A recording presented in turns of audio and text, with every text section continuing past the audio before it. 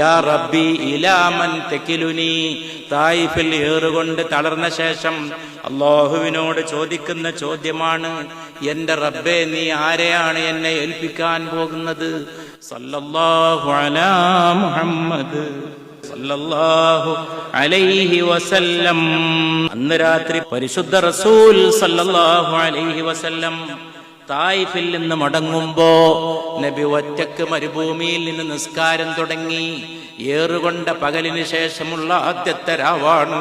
പരിശുദ്ധ മുഹമ്മദിന്റെ ത്യാഗത്തിന്റെ ദിവസമാണ് സല്ലല്ലാഹു അലൈഹി വസല്ലം. ലോകം നടുങ്ങിയ നേരമാണ്.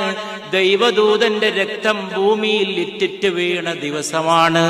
പരിശുദ്ധ റസൂലിന്റെ വിശുദ്ധ നിണം ബിന്ദുക്കളാണ് സല്ലല്ലാഹു അലാ മുഹമ്മദ് സല്ലല്ലാഹു അലൈഹി വസല്ലം. വളരെ കഷ്ടപ്പാട്. ആയിഷ റളിയല്ലാഹു അൻഹ ചോദിക്കുന്നുണ്ട്, അവിടുത്തെ ജീവിതത്തിൽ അങ്ങ് ഏറ്റവും കൂടുതൽ ദുരിതപ്പെട്ടത് എപ്പോഴാണ്, കഷ്ടപ്പെട്ടത് എപ്പോഴാണ്? അപ്പൊ പറയുന്നുണ്ട്, ഒന്ന് തായിഫിൽ, മറ്റൊന്ന് ഉഹദിൽ.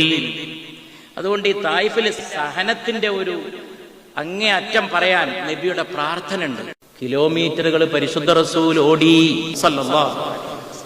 എറിഞ്ഞിട്ട് രണ്ട് ചോരത്തുള്ളി ഇറ്റ് വീണതല്ല, എറിഞ്ഞ് ഓടി തളർന്നു വീണതാണ് പരിശുദ്ധ റസൂൽ.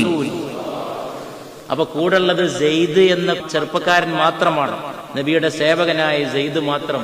നബിയെ സെയ്ദ് കയ്യിൽ ഏന്താണ്, വാർന്നൊലിക്കുന്ന രക്തവുമായി സല്ലല്ലാഹു അലൈഹി വസല്ലം. അവിടെയാണ് ഒരു മരത്തണലിൽ പോയിരിക്കുമ്പോ അദാസ് മുന്തിരിങ്ങ കൊടുക്കുന്നത്. നബി സല്ലല്ലാഹു അലൈഹി വസല്ലം പേര് വെച്ച് പരിചയപ്പെടുമ്പോഴാണ് ആ ചെറുപ്പക്കാരൻ പറയുന്നത്, ഞാൻ നിനേവക്കാരനാണ്. അപ്പോഴാണ് നബി സല്ലല്ലാഹു അലൈഹി വസല്ലം പറഞ്ഞത്, നിനേവ യൂനുസിന്റെ നാടാണല്ലോ എന്ന്. അപ്പൊ ഈ ചെറുപ്പക്കാരൻ ചോദിക്കുന്നു, അങ്ങ് യൂനുസിനെ അറിയുമോ? അപ്പൊ പരിശുദ്ധ റസൂലിന്റെ നിഷ്കളങ്കതയിൽ അവിടുന്ന് പറയാണ്, യൂനുസ് കൊണ്ടുവന്ന സന്ദേശവുമായിട്ടാണ് ഞാനും വന്നത് സല്ലല്ലാഹു അലൈഹി വസല്ലം. യാ റബ്ബി ഇലാ മൻ തകിലുനി, തായിഫിൽ ഏറുകൊണ്ട് തളർന്ന ശേഷം അല്ലാഹുവിനോട് ചോദിക്കുന്ന ചോദ്യമാണ്, എന്റെ റബ്ബേ നീ ആരെയാണ് എന്നെ ഏൽപ്പിക്കാൻ പോകുന്നത്? സല്ലല്ലാഹു അലാ മുഹമ്മദ് സല്ലല്ലാഹു അലൈഹി വസല്ലം.